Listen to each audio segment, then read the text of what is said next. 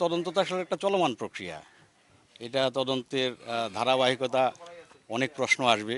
সেই প্রশ্নগুলোর পেশাদারিত্বের সাথে আসলে জবাব খোঁজাটাই আমাদের দায়িত্ব। আমরা সেই কাজগুলো করছি।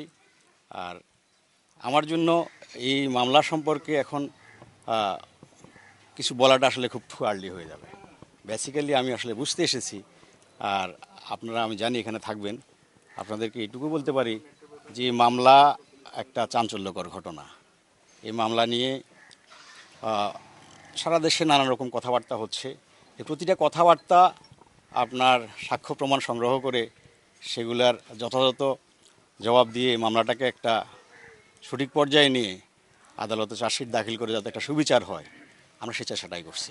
তাই আজ শুধু আমি নই, সবাই জানে সাদার আরেক নাম ফার্স্ট ওয়াশ ডিটারজেন্ট পাউডার। মাদক আসলে শুধু রংপুরের সমস্যা না, এটা শুধু বাংলাদেশ সোসাইটির প্রবলেম এই মুহূর্তে। তো মাদকের বিষয়ে আমি আজকে এসেই সকালে আমার অফিসারদের সাথে বসেছি, কথা বলেছি, আমি একটু ধারণা নেওয়ার চেষ্টা করেছি। তো মাদকের বিষয়ে আমার একটাই বক্তব্য থাকবে যে আপনারা আগামী এক সপ্তাহে, আমি সময় দিয়েছি সবাইকে, যে আপনারা ভিজিবল কিছু পরিবর্তন লক্ষ্য করবেন রংপুর শহরে। আমি বার্তা এটুকুই দিব যে আমরা রংপুর একটা শান্তিপূর্ণ শহর। বর্তমানে সোশ্যাল মিডিয়া সহ আপনাদের বক্তব্যে যে সমস্ত তথ্য আসতেছে, বাস্তবিক অর্থে ঘটনাগুলো ঘটছে। তো আমি বলবো যে সবাইকে সাথে নিয়ে আমরা রংপুরকে একটা শান্তি নিরাপদ শহর হিসেবে গড়ে তুলব।